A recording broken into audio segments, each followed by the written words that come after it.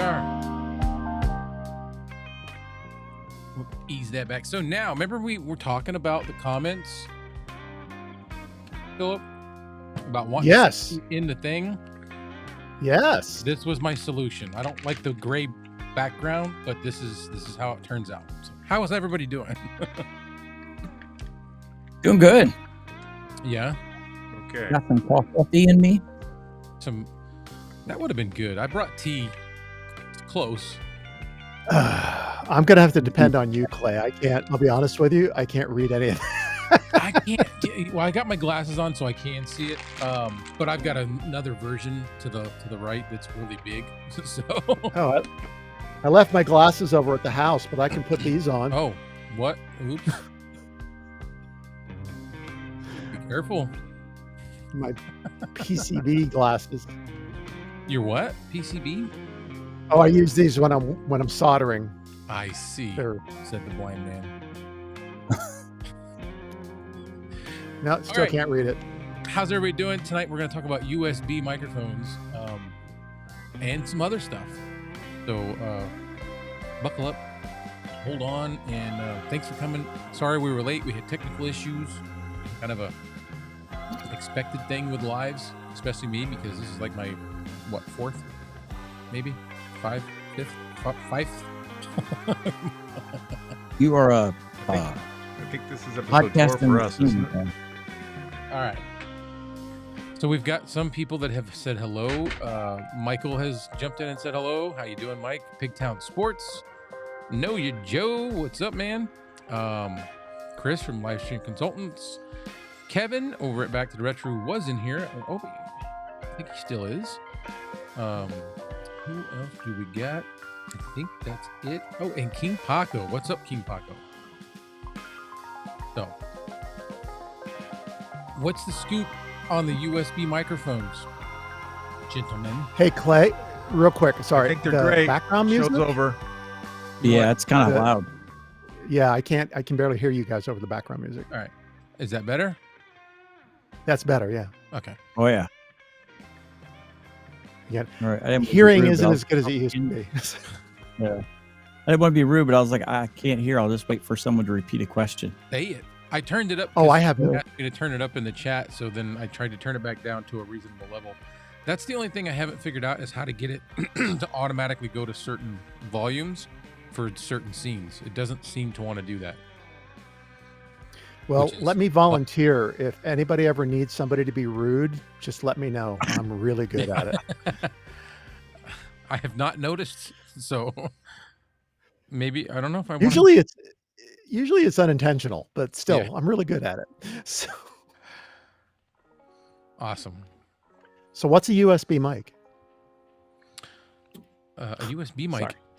Is plug straight that? into your device. You can plug it into your phone. You can plug it into your laptop. That's what they are. I don't prefer them. I just don't. I got into XLR, and that's just kind of how I want to do it. Somebody said I need to bump up my volume. It is all the way up, so this is what you get. I don't know what else to do. I've got my slider, my input completely cranked up. Are you on a USB mic? I am not. No. I can run my gain up a little bit. See, I'm already being rude. It's wonderful. 60. Go to 60 on my gain, and that's about all I have to offer. I'm at 11. To me, but okay. So, who wants to start this parade? Because I'm the host. Rock, paper, scissors. Can we do that through it? Go right ahead. The Go right ahead. Come on. One. Look. Yeah. Okay. 2, 3. Well, it's not me because I'm paper. All right. On paper. Okay. All right, so Joe, go. Well, I think. Well, I came here to learn from you guys because I have. That's gonna sound. I don't hear what I'm not saying, and I say that a lot because sometimes I say the confusing things. But I don't have a lot of them. I never have needed a lot of them.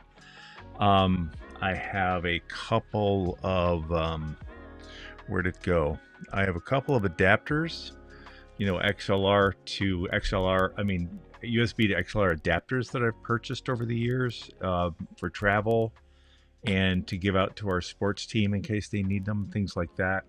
I do have this one that I picked up literally probably a decade, 10 or 15 years ago.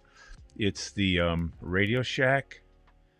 I don't even know the number. The box is up here, and I think it might even be made by Audio Technica or something. I know that a few years ago, everyone was talking about these microphones, and then they've kind of died off. And I've always wanted to pull it apart and look at the circuit board just to see who made it. Just like most of the turntables that Radio Shack had were My Techniques, and a lot of the stereos they had were made by Pioneer.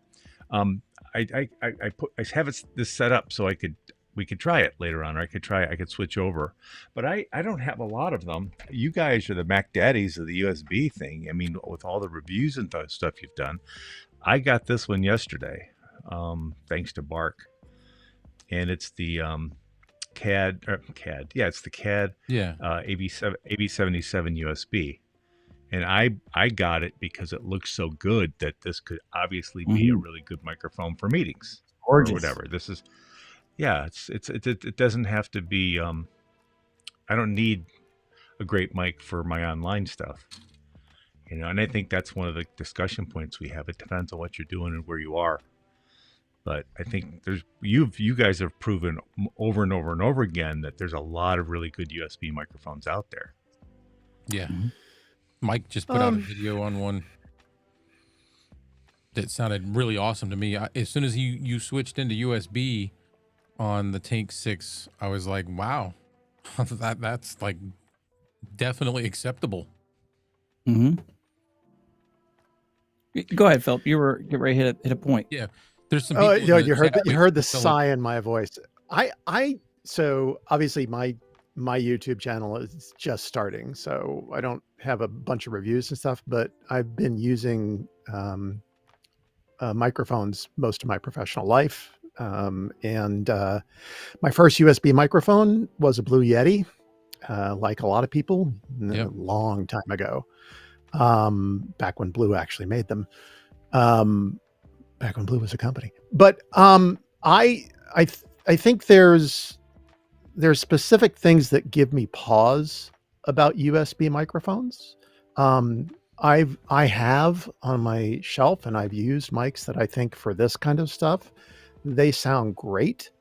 But I get concerned about things like, when I connect an XLR mic up through my interface, I have control over that interface that I bought. I know what the specs are. I know who makes the preamps, how they perform. And on a USB microphone, for the most part, I still kind of feel like they're sort of off to the cheapest bidder for this component, right? Mm-hmm. Even from a good manufacturer, I just don't know that I have the trust. That's the word. I mean, I've got Rode NT1 5th gen, and I think I feel confident that the preamp in here are the same preamps that are in my Rodecaster Pro 2. But part of it is, I don't know. I don't know. I don't feel 100% confident about that. So, and I've used a lot of USB mics, as I'm sure you guys have, that just don't sound great. I've used a lot of XLR mics that don't sound great, but the percentage is a lot less. You feel like it's more of the USBs that don't sound good than XLRs? Yeah. Now, maybe it's that I've just been buying a whole bunch of crap. It could be. That's a possibility too. But I'm sure there are some great USB mics out there. Well, I know I've got a couple in here that I wouldn't say great. I've got some that I think are good. I just don't, it's just not something I do. Ever since I got into XLR, I just kind of forgot about USB. And I know there's a need for it. There's a person out there. There's people that it works perfectly for. Mm-hmm.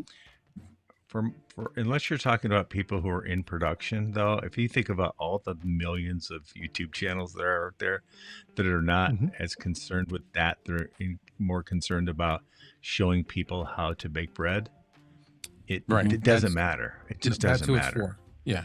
Yeah, and but to Philip's point, there are a lot of garbage USB microphones out there, and there are a lot of garbage cheap. In my experience, it seems like there's more bad sounding cheap condensers than there are bad sounding cheap dynamics. Yeah. Not that all dynamics are wonderful, but some of the condensers are just so bad. And then you put a cheap preamp in them and then run it through a cheap USB converter, and you have a lot of steps of garbage. I mean, I've had this discussion with friends who have called me asking for my advice on stuff. And I even had a buddy of mine say to me, well, if I'm plugging the mic into my computer and my computer is plugged into my sound system, then my computer preamps or my computer is doing the sound. And I'm like, yeah, but what do you know about the sound coming out of your computer other than I'm always told that,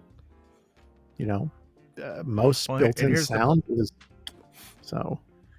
Here's the problem, right? I was thinking about this on the way over, right? And every one of us under a certain age thinks that everything should go into and out of a computer. If you're at a concert, there's not a computer that's in it's in the chain. Right. If you're on a film set, you've got a boom pole and that's going right into a recorder in a bag. We've come to use our computers for everything, but it's not necessarily the best way. And quite frankly, a lot of the modern computers do some things better than older computers, but in a lot of ways, older computers are better. I've got some old Macs, and they have they've got not FireWire. They do have FireWire, but they do have fiber. They've got fiber in and out, so it's all digital. The 2012 MacBook Pros, the 2012 Mac Minis, they have fiber optics, and getting audio in and out of them is great if you have something that they can plug into, and I have some of those things. So those older Macs are okay if they have a solid state drive, because one of the problems with the older computers is as the disk was being written to, you would get fluctuations of voltage on the motherboard, and that would make it its way into the audio. So solid state drives are a must, and really good sound cards, hopefully with optical, is a must. But you don't have to. I mean, obviously for this, we need it. But if you have any kind of off-board gear that does most of the heavy lifting, and it just hands your computer ones and zeros to stream, that's the best way to go. And but I'm getting too far into the weeds probably. No, it's exactly what the whole point of the USB thing is. For me, and Joe, you're right. Oh, go ahead. You're right. Go ahead, Mike. I'm sorry. I was just saying, for me, the USB thing is frustrating right now where I'm at with testing these USB mics, because I'm having a lot of problems behind the scenes just getting the equipment to work out of the box. Software, firmware updates. Right now I'm working on the new Mono A04, which is like the #1 selling USB mic on Amazon. Bark talks about it all the time. I said this. My review was I hated it. It was a $60 podcast kit. 10 years ago, it sounded okay, sounded good for the market, but now the market has passed it by so much. But when I plug it into my newer computer, it's awful, and I am so helpless to fix it. I've tried to fix the tone in OBS. I've tried to lower the gain in OBS because it's just so hot, and I'm helpless to fix that problem. And then everybody's saying, oh, you just need to do a firmware update. Well, then I tried to go to Mono to download the software, and it won't do it. It doesn't recognize my microphone. So again, I buy a mic I'm just pretending to be someone who's in my situation, doesn't know anything about mics. I buy this mic thinking I got a good deal. It's cheap, it's affordable, it looks great on camera, and then I spend 2 hours just trying to get it usable because it's not compatible with my computer, because my computer was made last year, but this microphone was made 10 years ago, and the software is not compatible anymore. And so I just have a lot of frustration when it comes to the software that comes with USB mics for the cheaper models. that when I use a USB for my workflow, and it's rare that I use it, I just go to the Rode PodMic USB, and not because it's a great microphone. It's trustable. It's a trustworthy software program that doesn't fail me. If I have a problem, I could fix it. I could adjust it. But 9 times out of 10, I'd never need the software. For me, when I use a USB microphone, I just need it to work. I need you to hear me clearly. I'm communicating through a Zoom call or Discord or a conference call. It's more of a workflow microphone. But when it comes to doing stuff like we do, like Joe in a studio, I need to trust my equipment. And I'm just at a place right now where I don't trust a USB microphone if that was my job. There's just, when something goes wrong, I feel like there's so little you can do with the microphone that's misbehaving than you could an XLR microphone. An interface, you could swap out an XLR cable goes, whatever it is. But there's so many ways I think I can tackle an issue with an XLR microphone where I'm helpless with a USB microphone. And it's a trust thing for me. So for a USB mic, what I look for is something I can plug out of the box. It doesn't need software to sound good or look good. And not great to perform as needed. I don't need all that other stuff because I don't trust the other stuff unless you get into the Rodes or the Shores that really put the R&D and the patches and the firmware updates into it. Because like the Zoom PodTrack P8 is a great interface for me because I do a lot of podcasts for other people where they want 4 or 5 people in the room, and it's the only interface out there where I could plug 5 people in the same room and still have a mix minus channel. So I use that. Downside is Zoom does not do any firmware updates like Rode does. It's here's your thing and have a nice life. So I feel like USB microphones, the cheaper ones that we do a lot of reviews on, I feel like a lot of them are, here's your microphone, here's the software, have a nice life. Do they really keep up with me to make sure that my lifelong experience with this microphone is enjoyable, or are they just after my initial money and then have a nice life? So that's just where I'm at with USBs. It's just a trust thing. Mike, are you a PC or a Mac? I have Mac. I have a Windows laptop just to test devices that may not work on a Mac, but I'm a Mac guy. Okay. Yeah, I'm a Mac guy too. I'm not a hater. I use both every day because there's some software that I use that only is PC based, and there's only some that's only the other ones. But and the point that, since I don't use a lot of them, literally I watch your guys' reviews, and my thought is I could listen to them on that. That's how I judge it. But I'm not setting it up, right? That's the other thing. From I'm over here listening to you guys like, I could listen to Mike do his review on that, or I could listen to Mike do a meeting on that. I could listen to Clay doing whatever. They sound fine for where I'm at. So I guess the user experience is the other part of that, right? Yes, and that's what it is for me. So USB, for me, I'm not looking for anything fancy because the 2 most frustrating microphones for me are also the 2 best. The most frustrating is the Earthworks Icon USB and the Rode NT1 5th gen because I can't monitor it with my headphones. That is frustrating. So I was just going to ask starts to act a little wonky if I get some airy sounds or something's happening or I'm tapping my desk and I'm not listening to it. So those are microphones I use in USB when it's talking head, no headphones. I'm introducing a video. I don't need to hear myself, but I want to be able to hear myself for monitoring. So the best sounding microphones in USB are the ones I can't even use because I can't hear myself unless I want some latency. Like I route it through the PC into my headphones and I can't listen to that because then I sound like I've got Tourette's or Down syndrome because I can't. It's like you this just one have doesn't have any extracted either.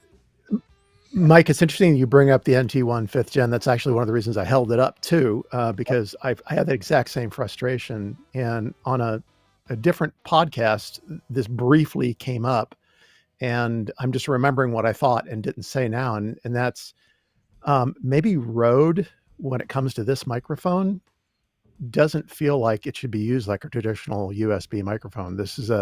It's a high quality voice mic that Disney uses, and I'm just trying to play what if here. That a lot of really powerful studios use for voice work, but they expect that this is going to be, if it's not plugged in XLR, it's going to be plugged in USB to one of their interfaces. And maybe that's why they don't care about traditional USB. I don't know. Of course, then they have the pod whatever mic the design USB. is. I feel like for me, I'm the everyday guy. To me, the Rode NT1 is for the everyday home YouTuber that wants something pro level, a company that they know is with them to the end, a good sounding microphone. So to me, the Rode NT1 is like the first thing they reach for when they're ready to jump in and make it serious. Like I'm ready to start collecting a paycheck for this. So give me some headphone monitoring if I'm home alone by myself trying to do voiceover work. And I love the sound of that microphone and USB, but I won't use it because I don't know what I sound like as I'm recording it until I'm done. And now I've wasted 15 minutes doing voice work, and I had no idea that I sounded a certain way or something was in the background creeping in. I didn't know it. It's just frustrating. So regardless of what they're... Oh, I'm sorry, go ahead, Clay. Get some of them to ask some questions if they've got any questions, and we can answer them for them. Just so we don't get too carried away about us, you know what I mean? There is one here, Kevin. He's like, so what are everyone's thoughts on USB XLR combos since they are becoming pretty popular and very common lately? I've noticed. Who wants to go first? Mike. All right. For me, I like the combo mics. Just if you're going on the road and you're trying to travel, it's good to have, you can plug it in XLR when you're home, but then when you go on the road or you're going somewhere quick, or a couple of times where I've done something where I met someone at a Dunkin' Donuts and we did like a 20-minute podcast or something, and I could just plug, my Rode Pod mic into it, and he's sitting at the other side with his own setup, and we're kind of facing each other. Even though we're on the same podcast, we're linked up through our own computers separately, and just so you didn't have the audio interface. But it was, to me, that's what it's kind of for. For me, a USB XLR microphone is something where I can use it at home. In this setup, it sounds great in XLR, but if I had to go somewhere, I can grab it, put it in my bag, and just set my laptop down, plug it in the side, and run and gun with it. And you can do it however you want. Yeah, and that's why I stick with this is the Tank 6. Tank 6 I would probably use, but the Rode Pod mic I use, and it has nothing to do with the sound because I'm not a fan of the sound. It's nothing special. It doesn't melt you. Yeah. It's a very meh sounding microphone, but I know it'll work. I know it's safe, and I know when it's in my bag, it's not going to break. I have to agree that's for me a USB XLR combo. I'm never going to use it in here, but going out and about, you have that ability to do either USB or if you happen to have brought along a small, like a Vocaster 1 or a whatever, now you can do that as well. Yep. In here, I'm never going to use it. I don't. Yeah. I get so frustrated. I have so many problems that creep in. Either my OBS doesn't recognize it, or again, I was using one this morning in a review and it was just so hot and it said 48 inches and I was 8 inches away and it was inaudible. Like it just drove me nuts. I want to pull my hair out. And again, I'm in OBS trying to do all this stuff to try and fix the problem and I couldn't. Mm-hmm. So XLR, I just feel so much more comfortable and safe, but I do review them because I know a lot of people jumping into this space will do it. So for me, my biggest focus is how does it sound out of the box? Forget the software.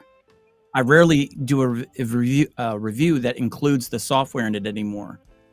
Because to me, it's like, there's another channel for it. I just want to know for you guys, the consumer, if you buy this, plug it in, how does it sound? And can you depend on it? Yeah. Yeah. Phil, do you remember where you were? I'm sorry. Do I remember where I was? I had interrupted you for questions, and I'm waiting on other questions to come into the chat. So I was just trying to go back to. Yeah. I was just going to say that I agree with Mike. If a USB microphone doesn't have the ability to monitor the sound, then it's a no-go. It's annoying. I would not have bought this if I didn't intend to use it as an XLR microphone, because to his point, and it's a great point, I have no way to know what I sound like. So I would say for anybody, tuning in tonight to try and figure out, should I buy a USB? I think the first thing is let's start whittling it down. If it doesn't have the ability to Headphone latency-free monitor, then run away, run far away. So there's that. But even then, even though that if it has monitoring on it, I've got a USB mic back here that came highly rated. I've recorded a review for it. I haven't posted it, but on paper, it was fantastic. But I didn't know what I sounded like because the voice that I was hearing through my headphones monitoring using the latency-free monitoring sounded nothing like the signal that was being recorded. So, it just sounded dramatically different. That's a no-no. So Yeah. I will never use that microphone again, nor will I recommend it, because you got to be able to trust that the way I sound. You shouldn't have to record yourself and watch it back, unless you're doing what Joe does for a living, or you're doing what I used to do for a living in the pro world. You have to check everything. I mean, maybe if you're at home and you have time, but you shouldn't have to. A home user shouldn't have to. You should be able to trust what you're hearing. So, there's that. I know in general what my interface sounds like. I know what my Vocaster 2 sounds like, and I know what my Rodecaster sounds like. And yes, plugging a different mic into them is going to change what I hear, but I know that there's a baseline that I'm going to get from a quality microphone plugged into those two.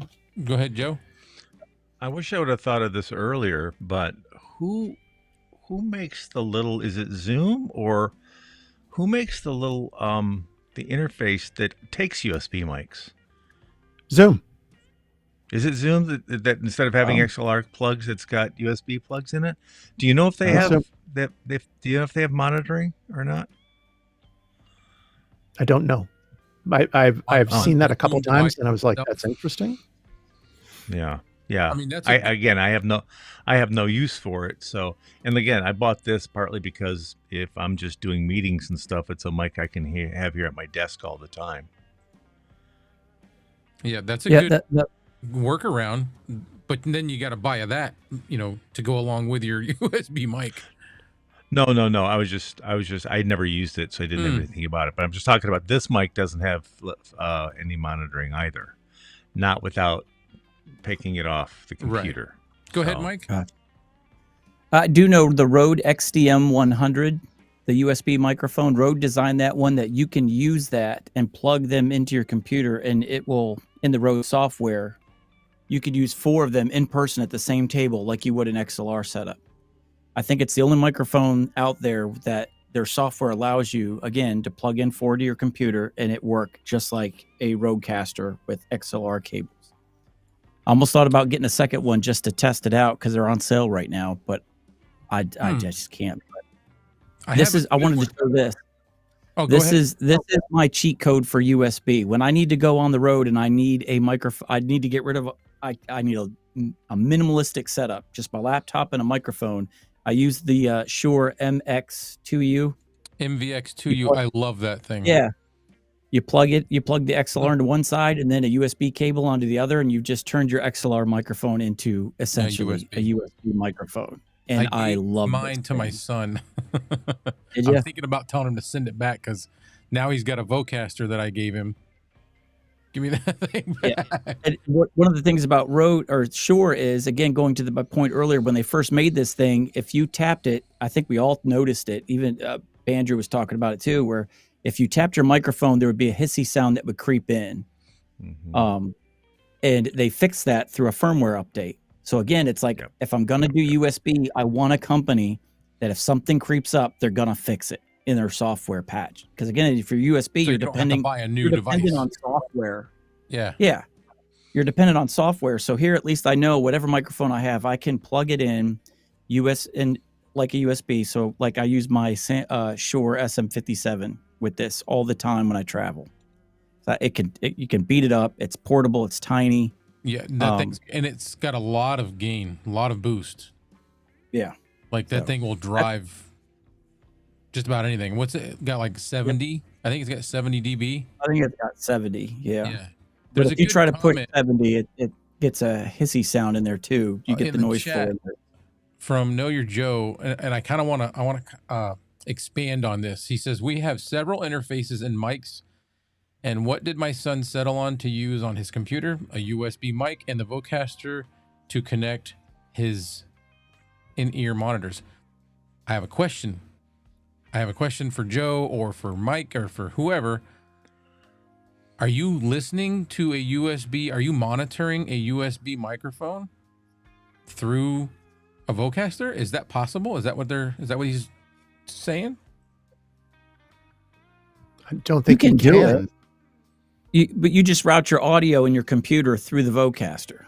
So when you got your USB microphone, whatever software you're in, you could just have go up to your audio output and select Vocaster. Oh, you mean like through loopback? I don't know how much latency he's dealing with, though. That's what I'm wondering. I'm wondering if there's any, because that's a really good solution if it doesn't have any latency. Mm-hmm. I didn't know that was something that you could even, because I don't play with USBs that much. That's a neat trick if it works. Here's an interesting thing that I find. Well, I find this interesting. Rode doesn't allow, and this is what it comes down to. They don't allow any USB microphones other than their own to function with their devices, right? Yeah. But that's a choice they make, and I get why. From a marketing standpoint, why would they want to be compatible? But USB is a standard. So, there are pinouts on USB-C that are specifically for audio, just like XLR is a standard. It's available. So if they wanted to, they could. And that's why the Zoom, and by the way, Joe, the device is the PodTrack P2 Dual USB. Okay. It's $99. You can only plug in 2 mics, but it's the first device that I've seen that will let you just plug in a USB mic. It doesn't have to be a Zoom USB mic. Right. And if you're running around with your laptop in a bag and one of those and a couple of USB mics because your thing is going to cafes and interviewing people out at cafes, then that could be the perfect thing for you. But for a lot of us, maybe not. Right. So I think it's really is use specific. But here's the thing. If you're hauling 2 USB microphones and USB cables and the Zoom PodTrack, couldn't you just take the Zoom H2? Oh, I'm sorry, not H2, whichever model has XLR inputs on it. And it's the same thing, except it has XLR inputs. What is it? The PodTrack 4? PodTrack 4, they have dual ones. Yeah. I don't know. Well, I don't know if it's USB, but the PodTrack P4, you could 4 XLRs right there, a little handheld device. It's like, you could almost put it in your pocket. I mean, it's or the Vocaster too. Is it any more complicated to take 2 SM58s, 2 XLR cables, and that PodTrack versus taking 2 USB mics, 2 USB cables, and the Zoom USB PodTrack P2? The answer, my question from doing field work would only be, how many hours can I get out of it? If I have to bus power an interface, will that matter? I mean, that could be a deciding factor for somebody. Yeah. I don't even know if just looking at all the variables. I don't know. All right, let me pull up the specs while you guys are. I think when I had my Zoom PodTrack P8 and I had to use it for battery power when we were in Jamaica for a missions trip, I think I got 2 hours out of it. So it runs on 4 AA batteries. Approximate battery life is 4 hours. That doesn't feel like it's long enough. Whoop. I don't know if you guys can tell, but I'm frozen. No, it doesn't look frozen to me. You guys are all still moving.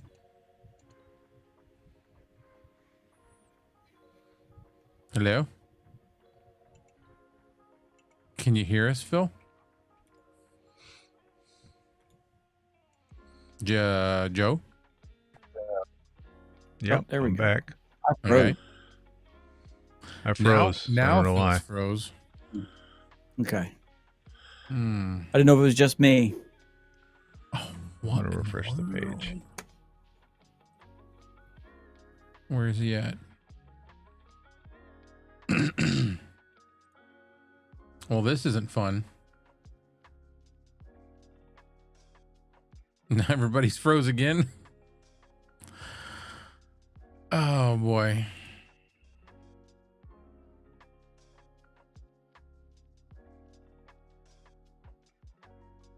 So everyone froze but me, unless I'm froze. This is like beginning to be an issue.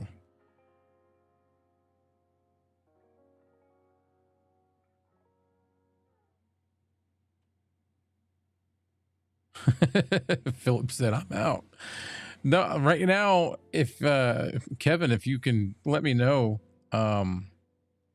if you guys can hear me or what's going on. I lost everyone. So, and someone tried to call back in, but it didn't work.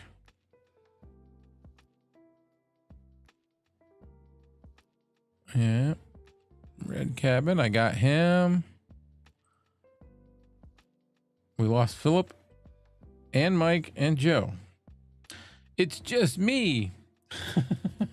This is really annoying. No. You can hear me. All right. And I'm not frozen. I don't know why it's just them guys then. I'll close them out and see if they can jump back in because they're gone.